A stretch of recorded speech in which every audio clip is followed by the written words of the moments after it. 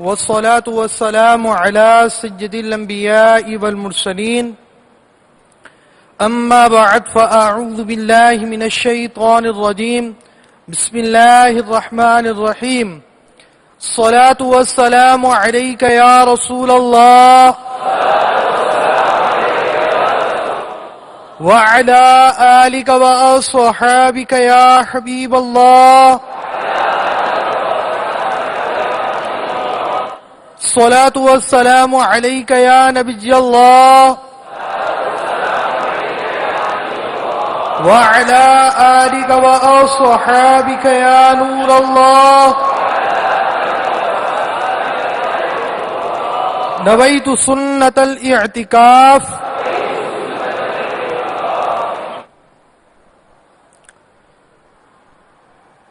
سرکار مدینہ راحت قلب و سینہ فیض گنجینہ صاحب معطر پسینہ صلی اللہ تعالی علیہ وآلہ وسلم کا فرمان رحمت نشان ہے، تم مجھ پر درود پڑھو، اللہ عز و جل تم پر رحمت بھیجے گا۔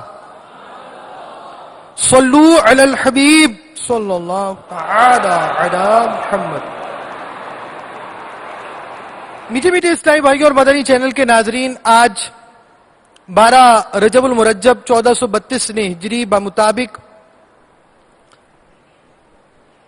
15 جون 2011 سنہ عیسوی ہے۔ فرض علوم کا سلسلہ ہے۔ اس سے پہلے کہ آج کے بیان کا باقاعدہ آغاز ہو، اللہ عز و جل کی رضا پانے اور ثواب کمانے کے لیے اچھی نیتیں کر لیتے ہیں۔ عالم نیت شیخ طریقت امیر اہل سنت حضرت علامہ مولانا محمد الیاس عطار قادری رضوی دامت برکاتہم العالیہ نے نیتوں کا جو گلدستہ عطا فرمایا، اس میں یہ مدنی پھول بھی ہیں کہ نیک کام بغیر اچھی نیت کے کار ثواب نہیں ہوتا۔ نیک کام میں جس قدر اچھی نیتیں زیادہ، اس قدر ثواب بھی زیادہ۔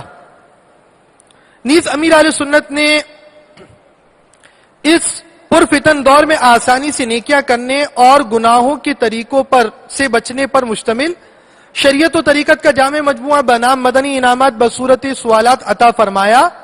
ان میں سب سے پہلا مدنی انعام بھی نیتوں ہی کا عطا فرمایا۔ فرض علوم کورس کے 11 حروف کی نسبت سے درجے میں موجود اسلامی بھائیوں کے لیے 11 نیتیں۔ مدنی چینل کے ناظرین نیز وی سی ڈی میں ملاحظہ کرنے والے حسب حال نیتیں کر سکتے۔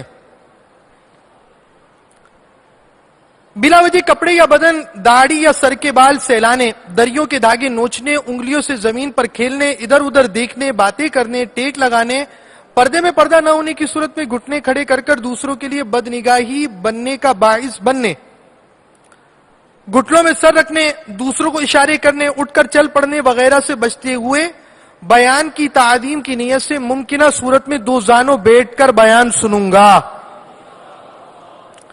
آداب علم دین اور نظروں کی حفاظت کو ملحوظ خاطر رکھتے ہوئے نگاہ نیچی کی توجہ کے ساتھ کان لگا کر سنوں گا۔ مدنی انعامات پر عمل کرتے ہوئے باوضو پردے میں پردہ کیے ممکن ہوا تو قبلہ رو بیان سنوں گا۔ ضرورتاً سمٹ سرک کر دوسروں کے لیے جگہ کشادہ کروں گا۔ دھکا وغیرہ لگا تو صبر کروں گا، گھورنے جھڑکنے الجھنے سے بچوں گا۔ جہاں اللہ عز و جل کا نام آئے گا وہاں تعالی یا تبارک و تعالی جیسے کلمات کے ذریعے اللہ رب العالمین کی تسبیح و تحمید کروں گا۔ اسی طرح اذکر اللہ کہا جائے تب بھی اللہ عز و جل کا ذکر کروں گا، یعنی اللہ اللہ کہوں گا۔ جہاں پیارے آقا مکی مدنی مصطفیٰ صلی اللہ تعالی علیہ وآلہ وسلم کا ذکر آئے یا صلو علی الحبیب کہا جائے تو درود شریف عرض کروں گا، یعنی صلی اللہ تعالی علی محمد کہوں گا۔ ابن ماجہ کی حدیث نمبر 212، طلب العلم فریضۃ علی کل مسلم، یعنی علم دین کا حاصل کرنا ہر مسلمان پر فرض ہے۔ میں وارد حکم کی تکمیل کے لیے فرض علوم حاصل کروں گا۔ نیت کا موقع ہوا تو اس حدیث پاک نیت المؤمن خیر من عملہ، یعنی مومن کی نیت اس کے عمل سے بہتر ہے۔ پر نظر کرتے ہوئے سچے پکے ارادے کے ساتھ انشاءاللہ کہوں گا. نیز صلو علی الحبیب، اذکروا اللہ، توبو الی اللہ وغیرہ سن کر ثواب کمانے اور صدا لگانے والے کی دل جوئی کے لیے نمایاں آواز میں جواب دوں گا. خاص خاص باتیں لکھ کر اس پر عمل بھی کروں گا اور دوسروں کے آگے بیان کر کر نیکی کی دعوت عام کرنے کے ثواب کا حقدار بنوں گا. بالخصوص گھر میں بیان کر کر اس حکم قرآنی پر عمل کرتے ہوئے ان کی اصلاح کا سامان کروں گا.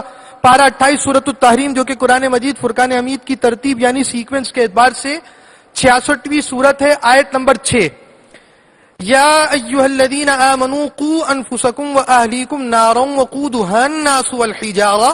ترجمہ کنز الایمان، اے ایمان والو اپنی جانوں اور اپنے گھر والوں کو آگ سے بچاؤ جس کے ایندھن آدمی اور پتھر ہیں. اگر کوئی بات سمجھ میں نہ آئی تو پارہ 14 سورۃ النحل، جو قرآن مجید فرقان حمید کی ترتیب یعنی سیکوینس کے اعتبار سے 16ویں سورت ہے، آیت نمبر 43 43. فاسألوا اہل الذکر ان کنتم لا تعلمون. ترجمہ کنز ایمان، تو اے لوگو علم والوں سے پوچھو اگر تمہیں علم نہیں، پر عمل کرتے ہوئے علماء اہل سنت سے رجوع کروں گا. مزید اپنے لیے نیتیں بڑھاتا ہوں. ادعو الی سبیل ربک بالحکمت والموعظۃ الحسنہ. ترجمہ کنز ایمان، اپنے رب کی راہ کی طرف بلاؤ پکی تدبیر اور اچھی نصیحت سے. میں دیے ہوئے حکم قرآنی کی تعمیل کروں گا. بخاری شریف میں وارد اس فرمان مصطفیٰ صلی اللہ تعالی علیہ وآلہ وسلم، بلغوا عنی ولو آیا، میری طرف سے پہنچا دو اگرچہ ایک ہی آیت ہو، میں دیے ہوئے حکم کی پیروی کروں گا. اعلاء کلمت الحق یعنی اللہ عز و جل کا کلمہ بلند کروں گا، نیکی کا حکم دوں گا، برائی سے منع کروں گا. عربی، انگریزی اور مشکل الفاظ اور اشعار بولتے وقت دل کے اخلاص پر توجہ رکھوں گا، یعنی اپنی علمیت کی داغ بٹھانی مقصود ہوئی تو بولنے سے بچوں گا. مدنی قافلے، مدنی انعامات، 30 علاقے دورہ برائے نیکی کی دعوت کی رغبت دلاؤں گا. قہقہا لگانے لگوانے سے بچوں گا. نظر کی حفاظت بنانے کی خاطر حتی الامکان نگاہیں نیچی رکھوں گا. آج کے بیان اور اب تک کی ہونے والی نیکیوں کا ایصال ثواب برائے جناب رسالت مآب صلی اللہ علیہ وسلم، تمام انبیاء و مرسلین، خلفائے راشدین، امہات المؤمنین، جملہ صحابہ و تابعین، اسیران کربلا، شہدان کربلا، ائمہ مجتہدین، علماء کاملین، مشائخ عاملین، تمام بزرگان دین، تمام مؤمنات و مؤمنین، تمام مسلمات و مسلمین. صلو علی الحبیب صلی اللہ تعالی علی محمد. توبو الی اللہ، استغفر اللہ. صلو علی الحبیب علی محمد.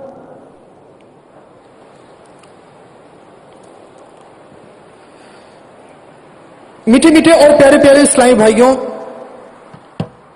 اب تک جو ہمارے فرض علوم میں سلسلے رہے، فرض علوم یوں سمجھا جائے اس کی حیثیت ایک سبجیکٹ کی سی ہے.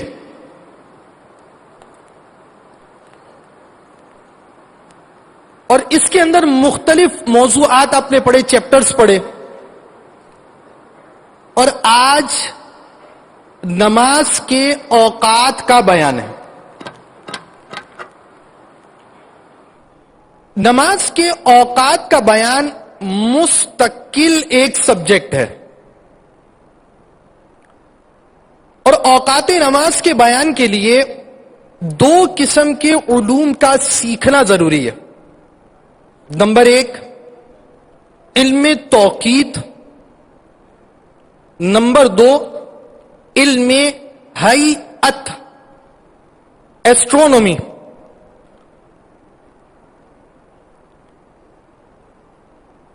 جب بھی کوئی علم پڑھا جاتا ہے، سب سے پہلے اس علم کی تعریف، غرض، فائدہ، مقصد، کیوں پڑھ رہے ہیں، کیا وجہ ہے، کس وجہ سے پڑھا جا رہا ہے، پھر اس مضمون کا استعمال کہاں پر ہے، اس کی اصطلاحات کیا ہیں، اس کی ٹرمز کون کون سی اس میں یوز ہوں گی، تو ان اصطلاحات کی وضاحت کی جاتی ہے۔ اس کے بعد جا کر مزید ایک درجہ یہ آتا ہے کہ علم سے متعلق بعض چیزیں ایسی ہوتی ہیں جو باقاعدہ اس علم کا حصہ نہیں ہوتی، مگر اس علم کو سمجھنے کے لیے ضروری ہوتی ہیں۔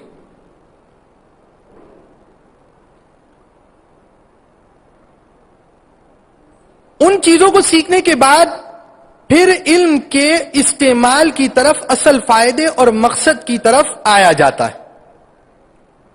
اسی طرح علم توقید بھی ہے۔ ہم اس کی اصطلاحات کا بیان نہیں کر پائیں گے، چیدہ چیدہ ضروری اصطلاحات جو نماز کے، فرض نماز کے اوقات اور مکروہ نماز کے اوقات کے لیے ضروری ہے، ان کا بیان ہوگا۔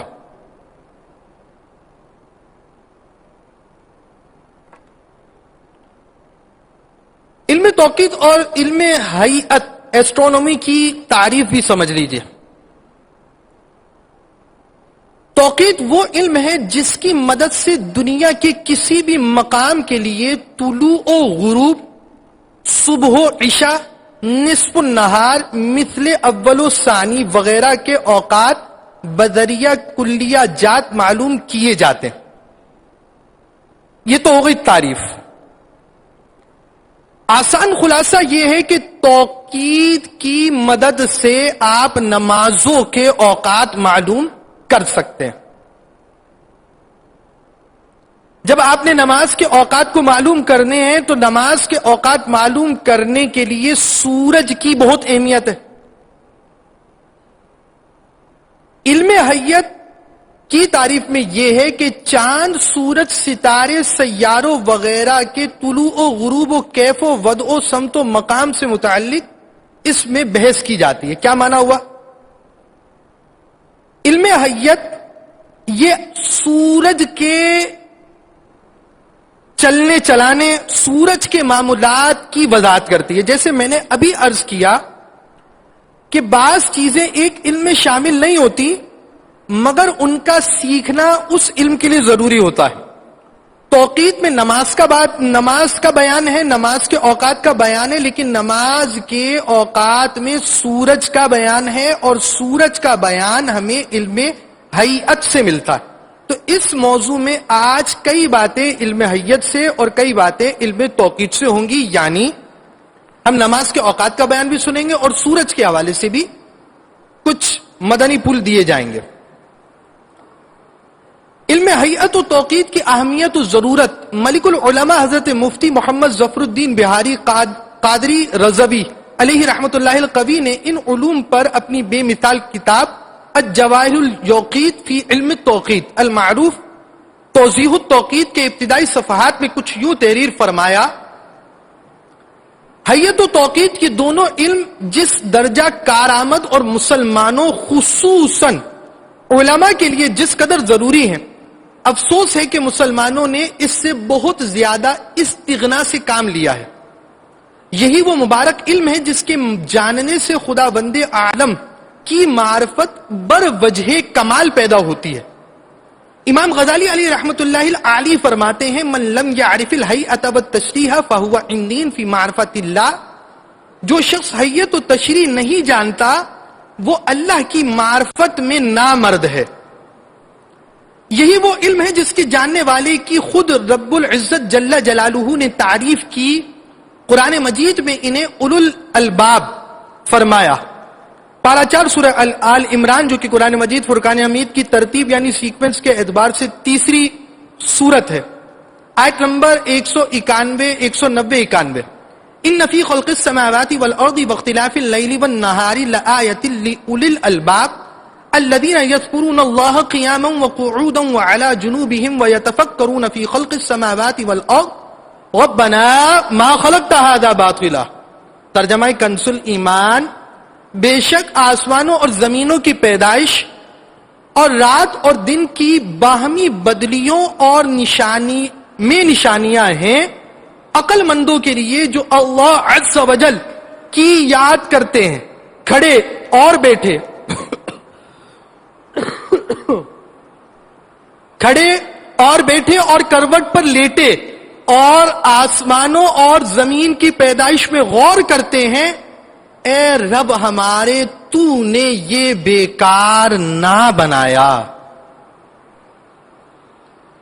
یہ وہ علم ہے کہ نماز کی صحت، روزے کی درستی اس پر موقوف۔ یہ وہ علم ہے کہ مسائل نکاح و طلاق اس کی ضرورت، احکام فرائض میں اس کی حاجت، حج کے راستے میں اس کی محتاجی۔ کیا بغیر اس علم کے اس دور تمدن و ترقی میں کہ نظم اوقات ساعت سے ہوتا ہے؟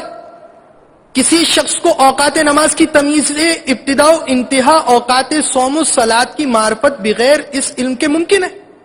کیا بغیر اس علم کے صحیح سمت قبلہ کا علم ہو سکتا ہے؟ ہرگز نہیں۔ اگرچہ مسلمان مسجدوں کی تعمیر کرتے ہیں اور اس کی وجہ سے ایک حد تک اس کی ضرورت سے لوگوں کو سبکدوشی ہو جاتی ہے، مگر مسجد بنانے کے لیے تو اس فن کا جاننا ضروری ہے، ورنہ صحیح سمت قبلہ نہ ہوں گی، جیسا کہ بعض مسجدیں بالکل خلاف سمت قبلہ بنی ہوئی ہیں۔ مسجدوں کو جانچنے کے لیے اس علم کی ضرورت ہے۔ اس علم کا کیا فائدہ ہے؟ یہ علم کیوں حاصل کر رہے ہیں؟ آج کا درجہ کیوں لگا ہے؟ آج کے درجے میں کیا کیا باتیں ہیں؟ نماز کا جاننا، نماز کے اوقات کا جاننا، ان اوقات کے جاننے کے حوالے سے بہت سی چیزیں ضروری ہیں۔ یہ اوقات بھی درست کرنے والا علم ہے، بلکہ روزوں کے معاملات درست کرنے والا علم ہے، یہاں تک کہ نکاح اور طلاق کے معاملات درست کرنے والا علم ہے، مسجد صحیح رخ پر بنانے والا علم ہے، اور یہ مسجد کا صحیح رخ پر ہونا ضروری، روزہ صحیح ہونا ضروری، نماز کا صحیح وقت پر پڑھنا ضروری۔ تو جو چیز جد حد تک ضروری، اس حد تک اس علم کا حصول ضروری ہے۔ مزید فرماتے ہیں، کیا کوئی شخص بغیر اس علم کے صحیح منتہا سحر، زوبہ کبریٰ، غروب آفتاب، جن تینوں وقتوں کی روزے میں حاجت ہوتی ہے، بتا سکتا ہے؟ کیا کوئی شخص بغیر حیت جانے ہوئے صبح صادق، طلوع شمس، نصف النہار، 1 مثل، 2 مثل، غروب شمس، غروب شفق، جن کی ضرورت نمازوں میں ہوتی ہے، بتا سکتا ہے؟ تو جب یہ ساری چیزیں ضرورت ہیں تو ان چیزوں کا سیکھنا ضروری ہے۔ اعلیٰ حضرت رضی اللہ تعالیٰ عنہ اپنے مکتوب میں فرماتے ہیں، علامہ ابن حجر مکی علیہ رحمت اللہ القوی نے زواجر میں اسے فرض کفایہ فرمایا۔ مزید میرے آقا اعلیٰ حضرت فرماتے ہیں، میں نے تحقیقات قدیمہ اور جدیدہ کے ساتھ ساتھ سال ہر سال کے ذاتی مشاہدات و تجربات کو استعمال کرتے ہوئے تحقیق، قواعد اور جداول وغیرہ تیار کیے ہیں۔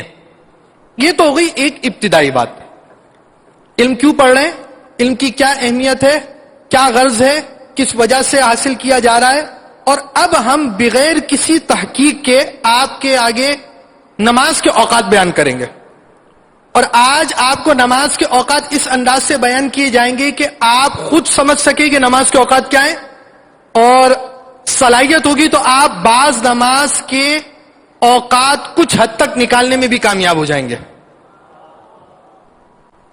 نماز کے وقتوں کا بیان، قرآن مجید فرقان حمید پارہ 5 سورۃ النساء، جو کہ قرآن مجید فرقان حمید کی ترتیب یعنی سیکوینس کے اعتبار سے چوتھی سورت ہے، آیت نمبر 103، ان الصلاۃ کانت علی المؤمنین کتابا موقوتا۔ ترجمہ کنز ایمان، بے شک نماز ایمان والوں پر فرض ہے، فرض ہے وقت باندھا ہوا۔ اور فرماتا ہے، فسبحان اللہ حین تمسون وحین تصبحون وَلَهُ الْحَمْدُ فِي السَّمَاوَاتِ وَالْأَرْضِ وَعَشِيًّا وَحِينَ تُظْهِرُونَ۔ پارہ 21 سورہ روم، جو کہ قرآن مجید فرقان حمید کی ترتیب یعنی سیکوینس کے اعتبار سے 30ویں سورت ہے، آیت نمبر 18 اور 17، ترجمہ کنز ایمان۔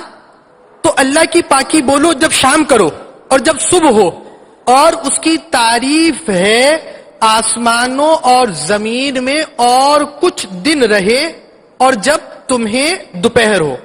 شام کرو مغرب اور عشاء، صبح ہو نماز فجر، کچھ دن رہے نماز عصر، اور جب دوپہر ہو تو نماز فجر، 5 نمازوں کا بیان ہوا۔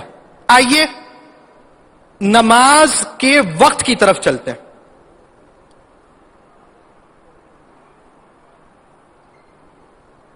نماز کے اوقات، 5 نمازیں جن میں فرض اور 1 واجب وتر ہے، تو 6 اوقات یہ بنے، لیکن عشاء اور وتر کا ایک ہی وقت ہے، اس اعتبار سے 5 اوقات ہی بنتے،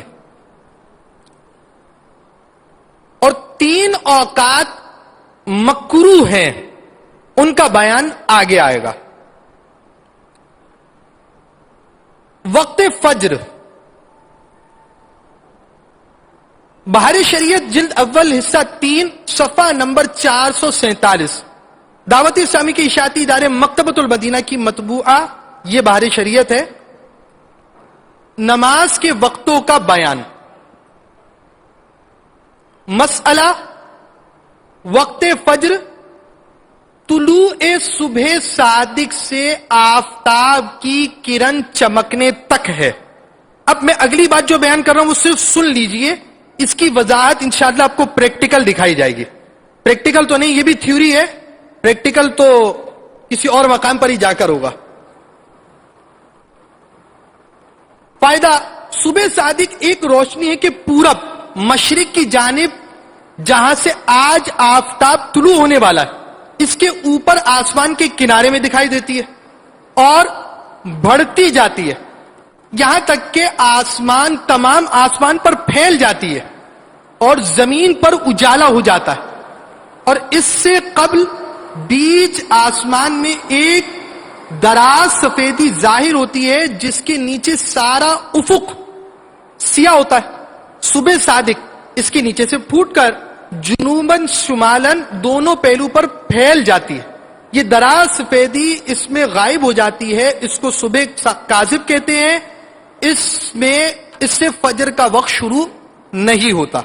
سیدی اعلیٰ حضرت علیہ رحمت رب العزت فرماتے ہیں، فقیر کا سال ہر سال کا ذاتی تجربہ و مشاہدہ ہے کہ ہمیشہ صبح صادق کے وقت مرکز شمس کو زیر افق بلو ٹو ہاریزون این 18 درجات پر پایا۔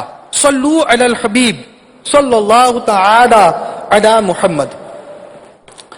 مدنی چینل کے ناظرین اس وقت یہ دیکھ رہے ہوں گے، اور امید یہ ہے کہ آپ ایل سی ڈی پر درجے کے موجود اسلامی بھائی اس وقت دیکھ رہے ہیں۔ یہ گول دائرہ بنا ہوا ہے، یہ زمین نہیں ہے، یہ گول دائرہ کس حوالے سے؟ یہ گول دائرہ اس وقت ہمیں ڈگری بیان کر رہا ہے۔ ایک دائرے کے اندر کتنی ڈگریز ہوتی ہیں؟ جب یہ 90 کا اینگل بنا، یہ 90 کے 90 کا اینگل، یہ 90 180، اور ٹوٹل دائرے میں 360 ڈگریز ہوتی ہیں۔ یہ میٹرک کلاس کے اسٹوڈنٹس کو بھی پتا ہوتا ہے کہ ایک دائرے کے اندر جو آپ پرکار سے ایک دائرہ بناتے ہیں، اس میں 360 ڈگریز ہوتی ہیں۔ یہ چھوٹی چھوٹی ڈگریز اس کے اندر انڈیکیٹ کی گئی ہیں، اور یہ 360 ڈگریز پر ایک مکمل دائرہ، یہ ابتدائی بات ہے۔ ابھی آپ فجر کی طرف چل رہے ہیں، تو فجر کا بیان ہمارا 4 حصوں کے اندر جا کر 4 ڈائیگرامز پر مکمل ہوگا۔ پہلی بات آپ نے یہ سمجھی کہ ایک دائرے کے اندر 360 ڈگریز ہوتی ہیں، جو کہ عمومی طور پر ہر کسی کو معلوم ہوتا ہے۔ مزید اب آپ دوسری طرف آئیے، یہ ڈائیگرام ہے، یہ ہے زمین۔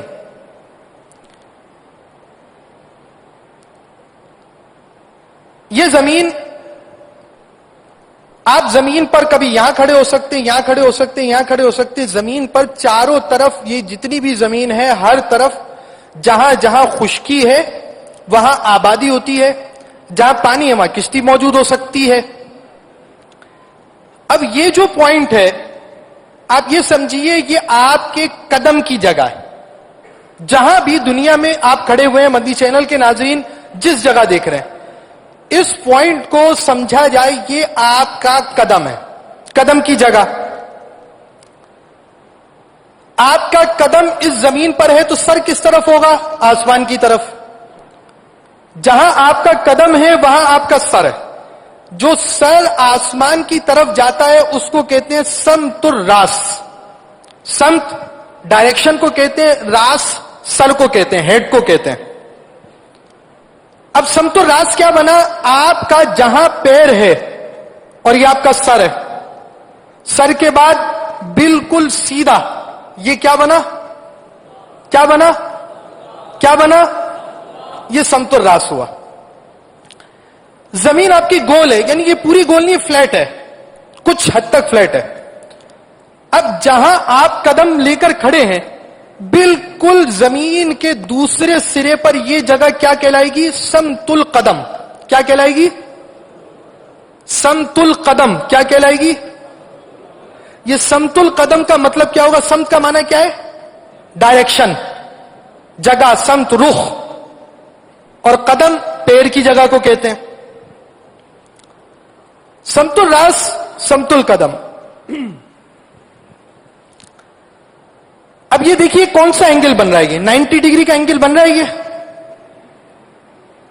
اتنا اینگل کون سا اینگل بن رہا ہے؟ یہ بھی 90 ڈگری کا اینگل بن رہا ہے. ایک مشرق کی جانب 90 ڈگری کا اینگل بن رہا ہے اور ایک مغرب کی جانب 90 ڈگری کا اینگل بن رہا ہے. اب یہ افق، یہ آپ کی آنکھ ہے، یہ آنکھ بالکل ایک سائڈ پر، یعنی آپ یوں سمجھے کہ رائٹ سائڈ پر میں دیکھتا جاؤں دیکھتا جاؤں دیکھتا جاؤں اور زمین کا اینڈ آ جائے، یہ آپ کا افق بنے گا. اسی سائڈ پر اگر میں دیکھتے دیکھتے دیکھتے زمین کا اینڈ کروں، یہ بھی افق ہوگا. مشرق کی طرف جو افق ہوتا ہے 90 ڈگری کا اینگل بنے گا، اس کو کہتے ہیں افق شرقی. کیا کہتے ہیں؟ کیا کہتے ہیں؟ اور 90 ڈگری کا اینگل جب اس سائڈ پر آئے گا، یہ سائڈ پر 90 ڈگری کا اینگل آئے گا اور آنکھ کی سیدھ میں بالکل زمین کا نوک جو جا رہی ہے اس کو کیا کہا جائے گا؟ افق غربی. یہ غربی اور شرقی کیا ہوتا ہے؟ مشرق اور مغرب. آپ ایسٹ ویسٹ تو سنتے ہوں گے، تو یہ افق اسی اعتبار سے شرقی اور غربی ہے. یہ ایک بالکل ابتدائی بات ہے، اس میں کوئی بھی چیز نہیں ہے. پہلا آپ نے کیا چیز پڑھی تھی؟ ایک دائرے کے اندر کتنے ڈگری ہوتی ہے؟ کتنی ہوتی ہے؟ 360.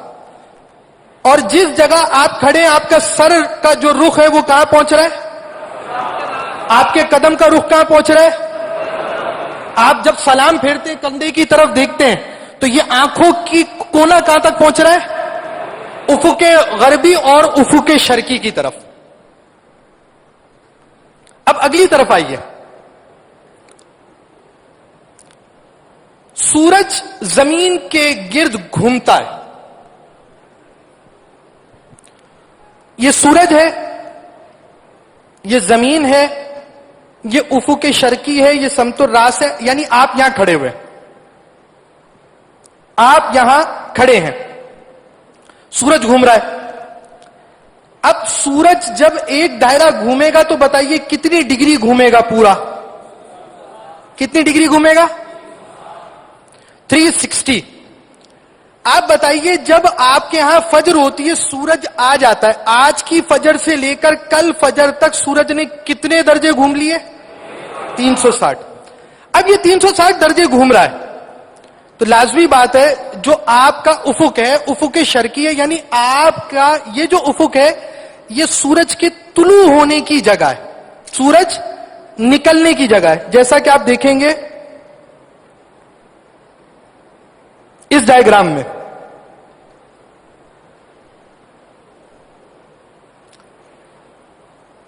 یہ افق شرقی سے جیسے اوپر کراس ہوا سورج طلوع ہو گیا. سورج کس طرح طلوع ہوتا ہے کہ جب آپ کی آنکھ کے سیدھ میں جو زمین آ رہی ہے وہ زمین سے جیسے ٹچ کر کے اوپر آ جائے گا فوراً سورج نکل آتا ہے. اب واپس آ جائے گی اپنی ڈائیگرام کی طرف. سورج یہاں سے یہاں تک آپ نے کہا کتنی ڈگری گھومتا ہے؟ اب سورج جب اپنی 0 ڈگری پر آپ کے طلوع سے پہنچنے میں 33 ڈگری باقی رہ جاتا ہے. کتنی ڈگری باقی رہ جاتا ہے؟ 33 جب ڈگری باقی رہتی ہے تو ایک روشنی ہوگی جو روشنی اسٹریٹ جائے گی, سیدھی. روشنی کیسی پیدا ہوگی؟ سیدھی روشنی جائے گی. یہ روشنی کا نشان دیا گیا ہے, یہ سورج کی سیدھ میں روشنی پیدا ہو رہی ہے اور یہ سیدھی روشنی جا رہی ہے. یہ روشنی فجر نہیں ہے, یہ روشنی فجر نہیں ہے. یہ روشنی صرف سیدھ میں جائے گی, پھیلے گی نہیں, زمین پر اس کا پھیلاؤ نہیں ہوگا. اور یہ روشنی کہلاتی ہے صبح کاذب. کیا کہتے ہیں اس کو؟ جھوٹی صبح. کیا کہتے ہیں؟ صبح کاذب. آپ کا فجر کا وقت, یعنی اب آپ دیکھیں گے آسمان پر, آپ نے آسمان پر دیکھا روشنی ہو رہی ہے. آسمان پہ 2 طرح کی روشنی ہوتی ہے فجر کے وقت میں. ایک روشنی کا رخ ایسا ہوتا ہے کہ روشنی اٹھی ہوئی ہوگی, پھیلی ہوئی نہیں ہوگی. جو روشنی اٹھی ہوئی ہو, پھیلی ہوئی نہ ہو, اس روشنی کو کیا کہتے ہیں؟ صبح کاذب. کیا کہتے ہیں؟ کیا کہتے ہیں؟ اور جب یہ روشنی پھیل جائے گی, جیسے ہی پھیلے گی فجر کا وقت شروع ہو جائے گا. جب یہ روشنی پھیل جائے گی, جیسے ہی پھیلے گی فجر کا وقت شروع ہوگا. اور سرکار اعلی حضرت رضی اللہ تعالیٰ عنہ فرماتے, میرا بارہا کا مشاہدہ ہے کہ جب یہ 18 ڈگری نیچے آ جاتا ہے, 18 ڈگری اپنے 0 ڈگری میں باقی رہ جاتے ہیں, اس وقت فجر کا وقت شروع ہو جاتا ہے.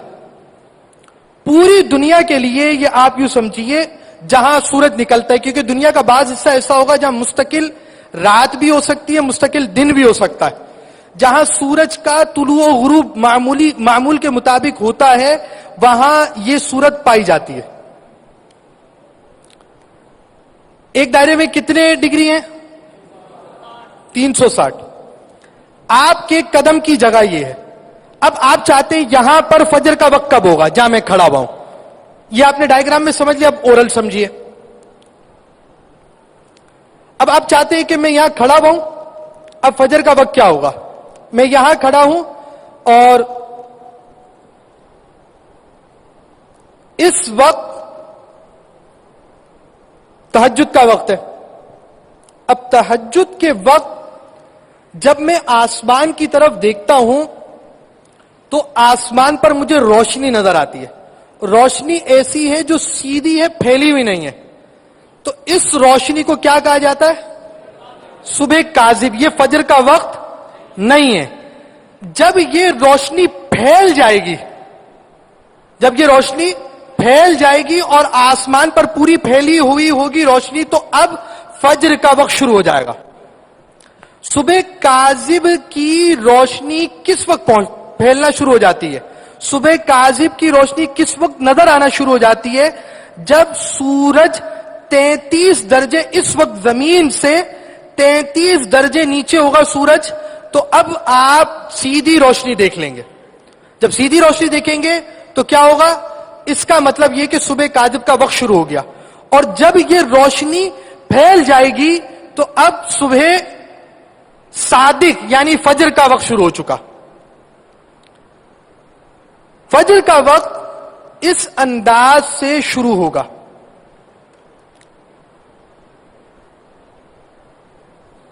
اب اگلا وقت آتا ہے ظہر کا. فجر کے وقت میں بتائیے صبح صادق کتنی ڈگری جب سورج نیچے ہوگا تو نظر آنا شروع ہو جائے گی؟ کتنی؟ صبح کاذب کب نظر آئے گی؟ صبح صادق 18 درجے. 18 درجے یہ کون سے درجے؟ جو ایک دائرے کے اندر درجے ہوتے ہیں. اس کے مطابق جب آپ کے قدم سے سورج نیچے ہے 33 درجے, ویسے تو آنکھ کا لحاظ ہے 33 درجے نیچے ہے تو صبح کاذب ہے, اور 18 درجے جب نیچے ہوگا تو صبح صادق. جب اس کا فارمولا یوز کریں گے تو آپ فارمولے سے ان ڈگریوں سے کیلکولیٹ کر سکتے ہیں, اور آنکھ کے مشاہدے کے لیے آپ کے پاس دو روشنی ہے. جب سیدھی روشنی ہوگی تو صبح کاذب ہے، ابھی فجر کا وقت شروع نہیں ہوا، اور جب پھیل جائے گی تو فجر کا وقت شروع ہو جائے گا. فجر کا وقت کب ختم ہوتا ہے اس کا بیان بعد میں آئے گا، ابھی ظہر کا وقت ہے. بہار شریعت جلد اول حصہ 3، بہار شریعت جلد اول حصہ 3 صفحہ 449. نماز کے وقتوں کا بیان. وقت ظہر و جمعہ آفتاب ڈھلنے سے اس وقت تک ہے کہ ہر چیز کا سایہ علاوہ سایہ اصلی کے 2 چند ہو جائے. ظہر کا وقت نکالنا یوں سمجھیے اوقات کار میں سب سے آسان ہے. ظہر کا وقت اوقات کار میں سب سے آسان ہے. یہ کیا ہے؟ ظہر کا وقت ہے. آپ سمجھیے آج طلوع 6 بجے ہوا ہے، غروب کتنے بجے ہوا؟ 6 بجے ہوا. 6 اور 6 کے بیچ میں کا ٹائم کیا بنے گا؟ اس کو ہم فارمولے سے بالکل آسانی سے دیکھ سکتے ہیں. جو فارمولا لکھا ہوا ہے وہ لکھا ہوا ہے 6 اور 7 بجے کا.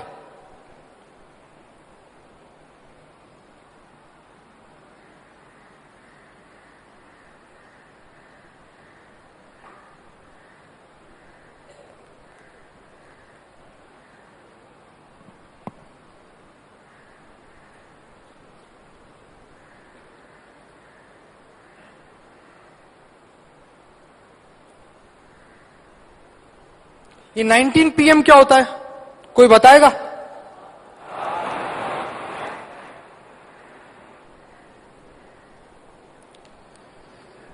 آپ بتائیے آج کا دن کتنے گھنٹے کا تھا؟ 6 بجے طلوع ہوئی تھی اور غروب 7 بجے. کتنے گھنٹے کا دن ہے؟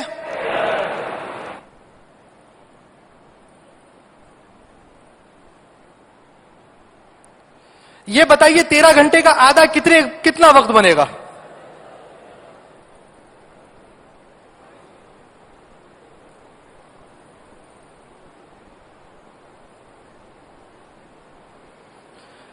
ساڑھے 6 گھنٹے. 6 بجے کے بعد مزید 6.5 گھنٹے 6 کے اندر آپ ایڈ کریں گے تو کیا بجے گا گھڑی پہ؟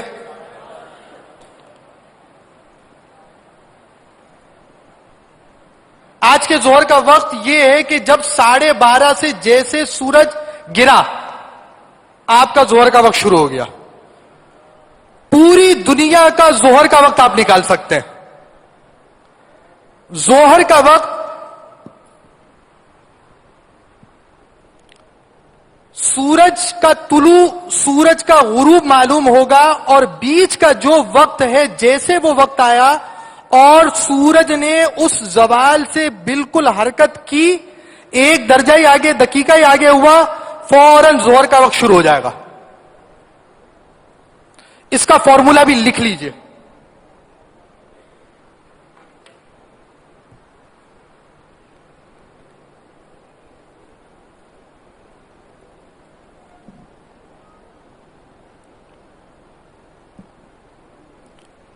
طلوع پلس غروب، غروب پلس طلوع ڈیوائڈ بائی 2. یہ جو میں نے 19 PM لکھا تھا اس کی وجہ یہ تھی کہ فارمولے کے اندر 6 + 19 ڈیوائڈ بائی 2. 6 + 19 کتنے بنے؟ ڈیوائڈ بائی 2 کیا بنا؟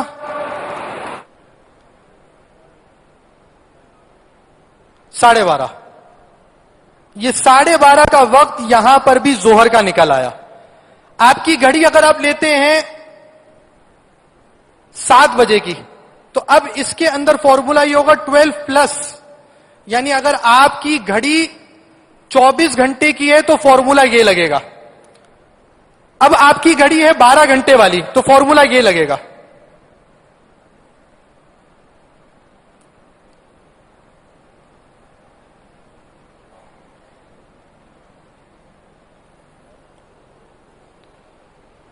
اس فارمولے پر آپ پوری دنیا کا ظہر کا وقت نکال سکتے ہیں، لیکن یہ سارے اوقات تحقیقی نہیں ہوں گے. اس میں کچھ نہ کچھ فرق آ سکتا ہے. طلوع اور غروب اور بیچ کا جو وقت آپ کا بنا وہ کیا بنا؟ طلوع اور غروب کا بیچ کا وقت آپ کا ظہر ہے.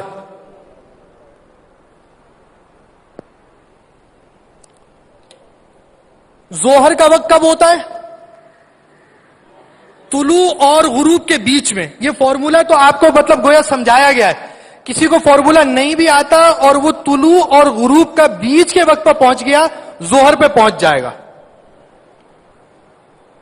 آپ کے کتنے اوقات ہو گئے؟ فجر کا وقت ہم نے شروع ہونے کا پڑھا ہے، ختم ہونے کا نہیں پڑھا. ظہر کا وقت شروع ہونے کا پڑھا ہے، ختم ہونے کا بھی آ جائے گا، اور عصر کا وقت شروع ہونے کا بیان بھی اسی میں آ جائے گا. یہ میں بلیک بورڈ رب کر رہا ہوں، آپ کا وائٹ بورڈ.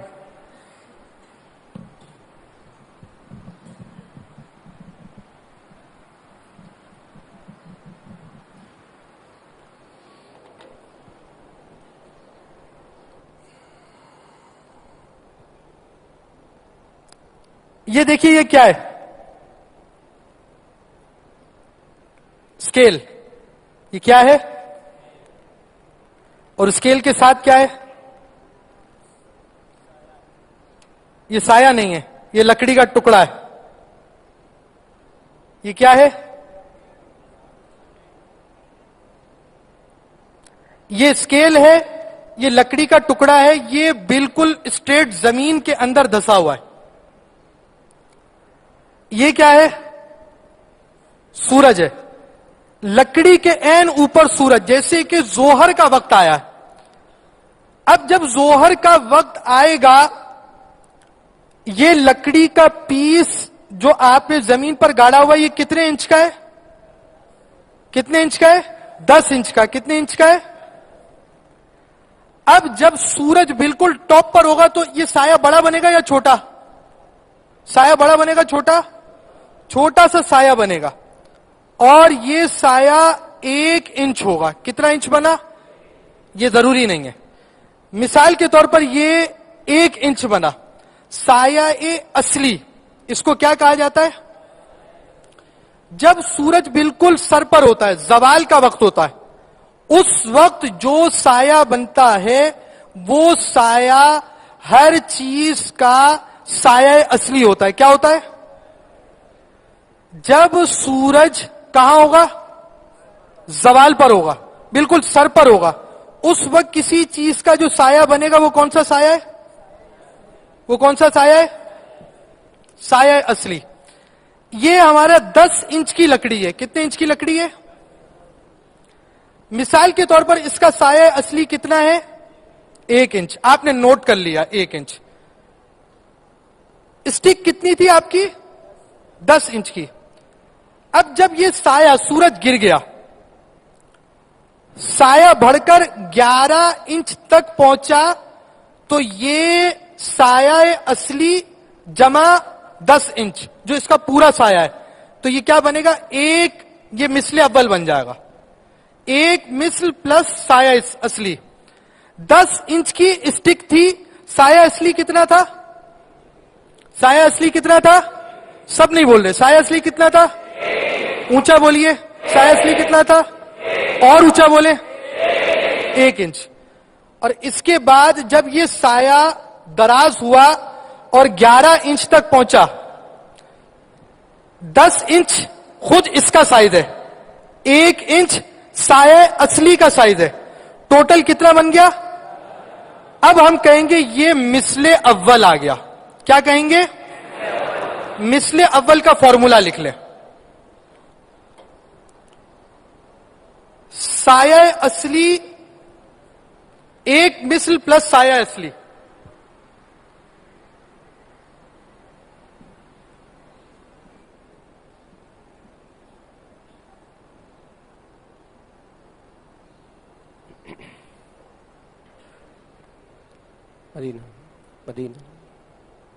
مدینہ.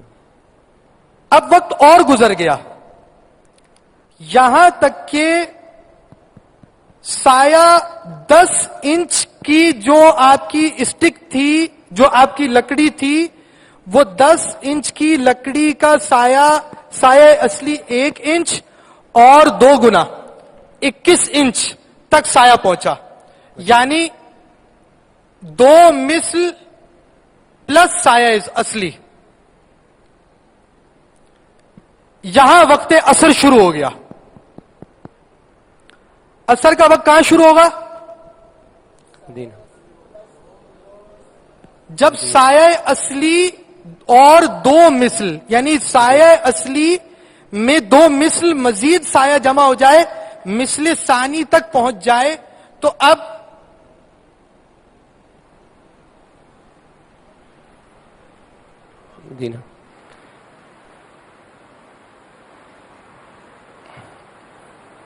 وقت اثر شروع ہو گیا. مدینہ، یہ آپ جس طرح فرما رہے ہیں کہ یہ سر پر جب سورج ہوگا تو سایہ اصلی بنے گا، تو جب سر پر سورج ہوگا تو سایہ کیسے بنے گا؟ سر پر سورج ہونے کا مطلب یہ ہے کہ دنیا میں ہر مقام پر سر پر سورج نہیں ہوتا. بہت اچھا سوال ہے. اور سر پر سورج ہونے کا مطلب یہ ہوتا ہے بالکل عین سر پر سورج ہو تو اب چھوٹا سا سایہ بھی نہیں بننا چاہیے. بالکل صحیح بات بیان کی. پوری دنیا کے اندر ہر وقت ہر خطے پر جب سورج سینٹر پر آتا ہے وہ مکمل طور پر آپ کے سر پر نہیں ہوتا. اس کی کیا وجہ ہے بتائیے؟ گرمی میں دن بڑے ہوتے ہیں یا سردی میں؟ گرمی میں. گرمی میں سورج کی شدت زیادہ ہوتی ہے یا سردی میں؟ کیوں؟ سورج کی بھی ایک چال ہے. سورج جو گھومنے والا یہ سورج ہے یہ دنیا کے گرد بھی گھوم رہا ہے اور اس کی گھومنے کی بھی ایک چال ہے. یعنی سورج بالکل آپ کے ساتھ ہر وقت ایک چال کے ساتھ نہیں گھومتا، بلکہ کبھی آپ سے تھوڑا سا دور ہو جائے گا، کبھی آپ کے قریب آئے گا، قریب آنے کے بعد پھر اس سمت پہ آپ سے دور ہو جائے گا. تو جب آپ کے سر کے سیدھ میں ہے تو سال میں کبھی تو بالکل سر کے اوپر آپ کی سیدھ میں ہوگا، کبھی یوں گھوم رہا ہوگا، اس سائڈ سے گھومتا گھومتا جا رہا ہے، کبھی اس سائڈ سے گھومتا گھومتا جا رہا ہے. یعنی آپ یوں سمجھے سورج یوں گھوم رہا ہے، آگے آ رہا ہے. یہ میں نے آپ کو مثال کے طور پر اتنا آگے دکھایا. پھر یہ گھومتے گھومتے گھومتے گھومتے پیچھے آتا ہے، پھر یہ یوں گھومتا ہے. اب جب آپ کے سر پر آتا ہے تو آپ سمجھے 1 مہینہ آ گیا کہ وہ یہاں سے گھوما ہے، 1 مہینہ آیا وہ وہاں سے گھوما ہے، 1 مہینہ آیا وہ وہاں سے گھوما ہے، 1 مہینہ آیا پھر یہ واپس گھومتے گھومتے گھومتے یہاں سے گھوما، پھر یہاں سے گھوما، پھر یہاں سے گھوما. جب سر کے اوپر ہوتا ہے تو ہر وقت نیٹ سر کے اوپر نہیں ہوتا، اس لیے سایہ بنے گا. تو سایہ اصلی اس لیے بنتا ہے کہ سر کے اوپر سے جو سورج گزرتا ہے ہر وقت بالکل نیٹ سر کے اوپر سے نہیں گزرتا. آپ کے سر کے بالکل نیٹ اوپر سے آپ نے کبھی سورج دیکھا پاکستان کے اندر گزرتے ہوئے؟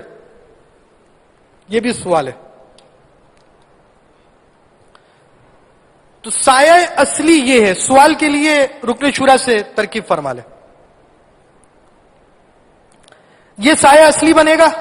اب یہ سایہ اصلی پلس اس کی پوری باڈی اور پلس ڈبل باڈی پلس سایہ اصلی کون سا وقت آ گیا؟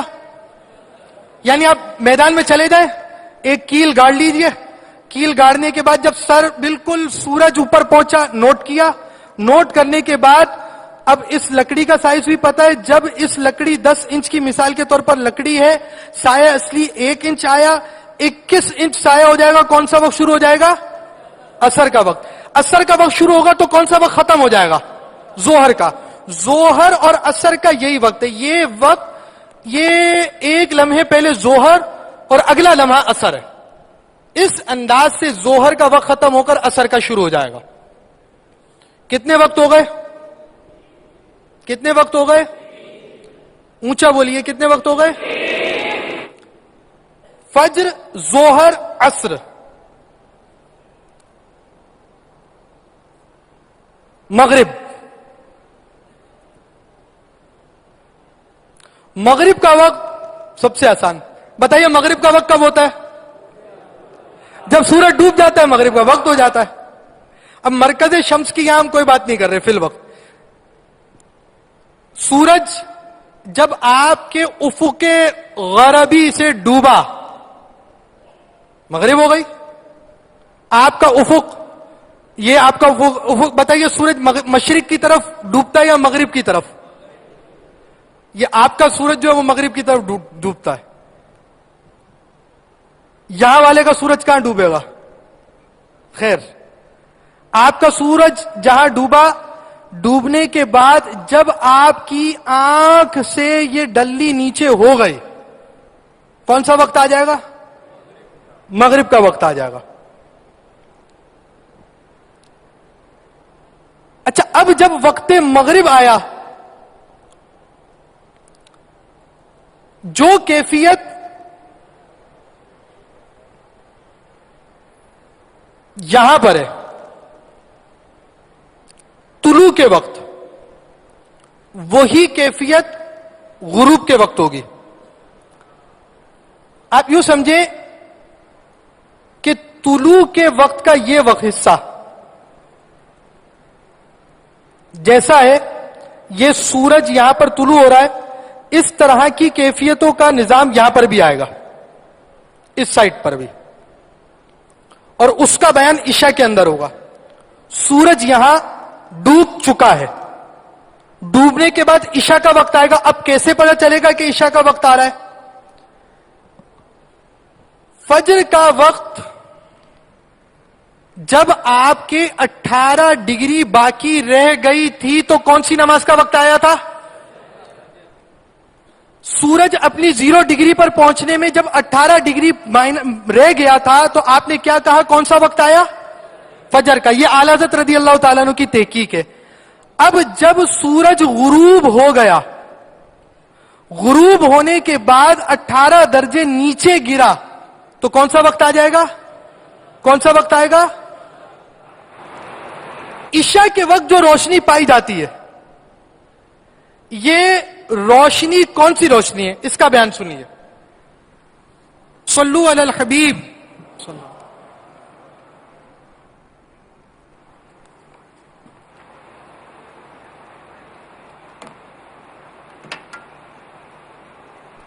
غروب سفیدی مذکور سے طلوع فجر تک وقت عشاء اور وتر رہتا ہے. اس جنوباً شمالاً پھیلی ہوئی سفیدی کے بعد جو سفیدی شرقاً غرباً طویل باقی رہتی ہے، اس کا کچھ اعتبار نہیں، وہ جانب شرق میں صبح کاذب کی مثل ہے. بھئی سورج کی ایک ہی چال ہے یا دو چالیں ہیں؟ ویسے تو بڑی چال ہے سورج کی. سورج کی کیفیت جہاں یہاں پر 18 ڈگری جب باقی تھا، زمین کی آپ کی نگاہ سے 18 ڈگری دور تھا، تو جو آسمان کی کیفیت تھی وہی آسمان اور زمین کی کیفیت اس وقت ہوگی جب یہ 18 ڈگری یہاں پر نیچے آ جائے گا. کیا مطلب؟ آپ کو ہم نے کیا کہا تھا صبح کاذب کے اندر؟ صبح کاذب میں آپ کو یہ بات بیان کی گئی تھی کہ روشنی سیدھی جاتی ہے 33 ڈگری پر، اور جب 18 درجے تک سورج باقی رہ جاتا ہے تو روشنی پھیل جاتی ہے. اب یہاں الٹا ہوگا، جب مغرب ہوگی سورج پہ روشنی پھیلی ہوئی ہوگی، اب یہ پھیلی ہوئی روشنی کم ہونا شروع ہوگی اور 18 درجے پر جا کر یہ روشنی پھیلنا ختم ہو جائے گی.